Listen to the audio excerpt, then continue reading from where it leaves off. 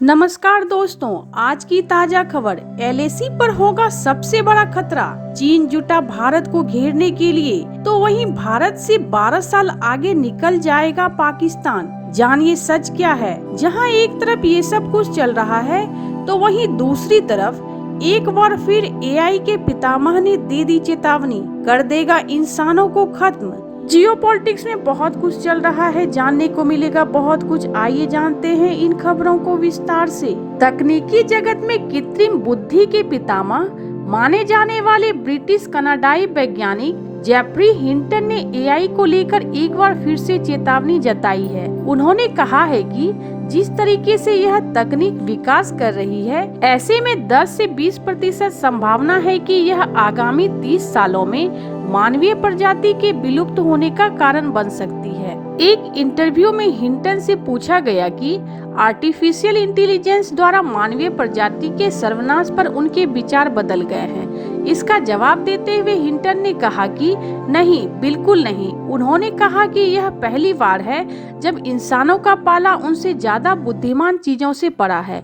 हमारी प्रजाति को इससे पहले कभी ऐसा नहीं करना पड़ा। हिंटन ने ये भी कहा कि दुनिया में ऐसा शायद ही कोई उदाहरण देखने को मिले जिसमें कम बुद्धिमान चीज किसी अधिक बुद्धिमान चीज को अपने नियंत्रण में रख पाई हो। एआई आज एक बच्चे के रूप में है और इंसान उनकी माँ के रूप में। जब बच्चा छोटा होता है तो माँ का उस पर नियंत्रण होता है, लेकिन विकास के क्रम में जब बच्चा बड़ा हो जाता है तो फिर उनका निश्चित तौर पर माँ पर नियंत्रण हो जाता है। इस साल फिजिक्स का नोबेल जीत चुके हिंटन ने कहा कि मुझे एआई अगर इसी रफ्तार के साथ आगे बढ़ता रहे तो यह आने वाले कुछ ही सालों में मनुष्य से ज्यादा स्मार्ट और कुशल हो जाएगा। तब इसके सामने मनुष्य एक बच्चे की तरह होंगे। उन्होंने कहा कि इसका इस तरह से बढ़ना एक डरावने सपने की तरह है। आर्टिफिशियल इंटेलिजेंस के बारे में हिंटन ने पहली बार अपनी चिंताएं जाहिर नहीं की है। उन्होंने पहली बार एआई के और नियमित विस्तार पर अपनी बात 2023 में रखी थी। गूगल में अपनी भूमिका से इस्तीफा देने के बाद हिंटन ने कहा था कि एआई दोनों तरह की भूमिकाएं निभा सकता है। कई बुरे लोग इसका इस्तेमाल करके मानवता को नुकसान भी पहुंचा सकते हैं। एआई के विकास पर बात करते हुए इन्होंने कहा कि मैंने ऐसा नहीं सोचा था कि हम इस स्तर पर इतने जल्दी आ जाएंगे। मुझे लगा था कि हम भविष्य में कभी यहाँ पहुँचेंगे। एआई के विकास की गति बहुत तेज है। मैंने जितना सोचा था यह उससे भी बहुत अधिक तेज है। उन्होंने कहा कि अपने लाभ के लिए काम करने वाली प्राइवेट कंपनियां के हाथ में एआई के विकास की बागडोर थमा देने से इसका सुरक्षित विकास नहीं होगा। इसको एक ही चीज सही कर सकती है कि इसको सरकार अपने नियंत्रण में ले ले। तो वहीं दूसरी तरफ पाकिस्तान ने चीन से 40J-35 5th generation stealth fighter jets खरीदने की योजना को मंजूरी दे दी है। इससे भारत और पाकिस्तान के बीच रक्षा क्षेत्र में कंपटीशन बढ़ने की संभावना है। ये विमान अगले 2 वर्षों में पाकिस्तान को डिलीवर किए जाएंगे।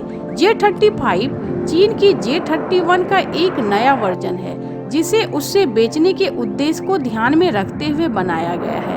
कहा जा रहा है कि इन विमानों की डिलीवरी के साथ पाकिस्तान आसमानी ताकत में भारत से 12 साल आगे निकल जाएगा।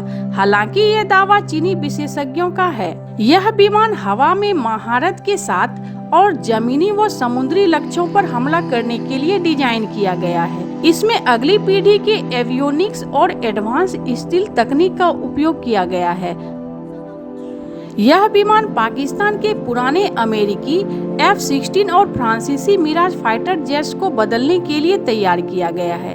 चीन द्वारा किसी मित्र राष्ट्र को 5th जनरेशन फाइटर जेट्स का यह पहला निर्यात होगा। पाकिस्तानी वायुसेना ने पहले ही J-35 के लिए चीन में अपने पायलटों को प्रशिक्षण देना शुरू कर दिया है। जनवरी में Pakistani air chief marshal Zaheer Ahmed Babar Sidhu ने कहा था कि J-35 प्राप्त करने की नींव रखी जा चुकी है। ये विमान पाकिस्तान को भारत पर रणनीतिक बढ़त दिला सकते हैं। PAF के रिटायर्ड अधिकारी जिया उल हक शम्सी का कहना है कि J-35 विमानों की तैनाती से पाकिस्तान को अगले 12 से 14 वर्षों तक भारत पर बढ़त मिल सकती है। हालांकि कुछ विशेषज्ञ इस अवधि को 7 से 8 वर्षों तक सीमित मानते हैं। आपको बता दें कि पाकिस्तान द्वारा सामना किए जा रहे गंभीर आर्थिक संकट के बावजूद नए विमानों की खरीद प्रक्रिया को आगे बढ़ाया जा रहा है। बीजिंग में इसकी कोई आधिकारिक पुष्टि नहीं की गई है और न ही यहाँ के सरकारी मीडिया में इस तरह के सौदे का कोई उल्लेख है। J-35 को मुख्य रूप से चीनी विमान वाहक पोतों के लिए लड़ाकू जेट माना जाता है। इस विमान को पिछले महीने यूहाई शहर में आयोजित वार्षिक एयर शो में प्रदर्शित किया गया था, जिसमें PAF के शीर्ष अधिकारियों ने भाग लिया था। चीन वर्तमान में इस क्षेत्र का एकमात्र देश है जिसने स्टील्थ विमान विकसित किया है। चीन और पाकिस्तान गहरे सैन्य संबंध साझा करते हैं। पाकिस्तान की सेना के तीनों अंगों के आधुनिकीकरण में चीन मदद कर रहा है। चीन ने अपने स्वयं के सशस्त्र बलों का अरबों डॉलर के रक्षा व्यय के साथ आधुनिकीकरण किया है। चीन ने पाकिस्तान को J-17 थंडर लड़ाकू विमान को संयुक्त रूप से विकसित करने और संचालित करने में मदद की है। इसके विपरीत भारत ने 5th जनरेशन फाइटर जेट्स विकसित करने के लिए अपने स्वदेशी एडवांस मीडियम कॉम्बैक्ट एयरक्राफ्ट कार्यक्रम पर ध्यान केंद्रित किया है। हालांकि रक्षा अनुसंधान एवं विकास संगठन DRDO को इस परियोजना में कई तकनीकी और समय सीमा से जुड़ी चुनौतियों का सामना करना पड़ रहा है। पाकिस्तान एक और कर्ज पर कर्ज ले रहा है और उसकी बड़ी आबादी भूखमरी से जूझ रही है, लेकिन भारत से बराबरी की सनक हावी है। हाल ही में विश्व बैंक की एक रिपोर्ट में कहा गया है कि पाकिस्तान को कर्ज देने के मामले में चीन शीर्ष पर है। उसने सबसे अधिक करीब 29 अरब डॉलर का कर्ज दिया है, तो वहीं सऊदी अरब लगभग 10 अरब डॉलर के कर्ज के साथ दूसरे स्थान पर है। एक रिपोर्ट के अनुसार पाकिस्तान के कुल विदेशी ऋण में चीन की हिस्सेदारी घटी है। यह 2023 में 25% थी, जो अब घटकर 22% पर आ गई है, जबकि सऊदी अरब की हिस्सेदारी 2023 में 2% से बढ़कर 2024 में 7% पर आ गई है। एक रिपोर्ट के अनुसार पाकिस्तान की कुल विदेशी ऋण में चीन की हिस्सेदारी घटी है। वहीं विमानों को लेकर भारत के साथ पाकिस्तान की यह प्रतिस्पर्धा उसकी रक्षा रणनीतियों में अंतर को उजागर करती है। जहां पाकिस्तान चीन के साथ अपने रक्षा संबंधों को मजबूत करते हुए तेजी से J-35 प्राप्त करने की ओर बढ़ रहा है, तो वहीं भारत अपनी स्वदेशी क्षमताओं को विकसित करने पर जोर दे रहा है। हालांकि दीर्घकालीन दृष्टि से इस विमानों का संचालन और रखरखाव पाकिस्तान के लिए एक बड़ी चुनौती साबित हो सकता है। दूसरी ओर भारत की स्वदेशी परियोजना भविष्य में आत्मनिर्भरता को बढ़ावा देने में अहम भूमिका निभा सकती है। जहां एक तरफ ये सब कुछ चल रहा है, तो वहीं दूसरी तरफ AI ने अपनी सैन्य ताकत को और अधिक खतरनाक बनाने के लिए नई रणनीति तैयार की है, जिसमें AI सक्षम हल्के कामिकाज ड्रोन की बड़ी भूमिका होगी।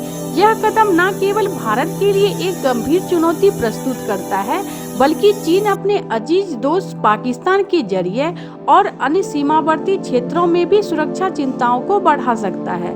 हाल ही में चीन सैन्य सूत्रों ने खुलासा किया है कि 2026 तक लगभग 10 लाख ड्रोन तैयार करने का आदेश दिया गया है। चीन की यह रणनीति भारत के साथ लगने वाली वास्तविक नियंत्रण रेखा LAC पर सुरक्षा चिंताओं को और गहरा सकती है। ये AI सक्षम कामिकाज ड्रोन 8 घंटे तक उड़ान भरने में सक्षम है और भारतीय वायु रक्षा प्रणालियों को चकमा देने के लिए डिजाइन किए गए हैं। इसका उद्देश्य महत्वपूर्ण सैन्य कमांड केंद्रों और संसाधनों पर सटीक हमले करना है। चीनी सेना न केवल इन ड्रोन पर उत्पादन कर रही है, बल्कि अपने सैनिकों को ड्रोन स्वार तकनीकी के जरिए युद्ध की नई रणनीति के लिए ट्रेन कर रही है। यह तकनीक वायु रक्षा प्रणाली को भारी संख्या में लक्ष्यों के साथ भ्रमित कर सकती है, जिससे इसका प्रभावी ढंग से मुकाबला करना चुनौतीपूर्ण हो सकता है। भारतीय रक्षा मंत्रालय ने इन बढ़ते खतरों को देखते हुए आधुनिक ड्रोन और लेजर आधारित सिस्टम तैनात किए हैं। इसके साथ ही भारतीय सेनाएं इलेक्ट्रॉनिक युद्ध प्रणालियों का उपयोग कर ड्रोन हमले को रोकने की कोशिश कर रही है। हालांकि कुछ विशेषज्ञों का कहना है कि भारत को अपने हवाई रक्षा उपायों को और मजबूत करने के लिए स्वदेशी तकनीकी में तेजी से निवेश करना होगा। सस्ता और प्रभावी होने की वजह से ड्रोन आधुनिक युद्ध का प्रमुख उपकरण बनते जा रहा है। यह ड्रोन टैंकों, भारी तोपों और मिसाइल ठिकानों जैसे लक्ष्यों पर हमला करने के लिए उपयोग किया जा रहा है। इसके अलावा नई तकनीकी के जरिए रेडियो सिग्नल जामिंग से बचने वाले एआई निर्देशित ड्रोन विकसित किए जा रहे हैं, जो भविष्य के युद्ध को और भी अधिक खतरनाक बना सकते हैं। ऐसे इन सब मामलों में आपको क्या लगता है? आपकी क्या राय है? कमेंट कर जरूर बताएं। जल्द मिलते हैं अगले वीडियो में नई खबर के साथ। अगर वीडियो अच्छी लगे तो कमेंट जरूर करें। अगर कोई सुझाव देना चाहे तो जरूर दे, और जाते जाते मेरे इस चैनल को सब्सक्राइब और लाइक जरूर कर दे, ताकि मैं और भी करंट न्यूज आपको दिखला और सुना सकूं। धन्यवाद, नमस्कार। आइए मिलते हैं अगले समाचार में।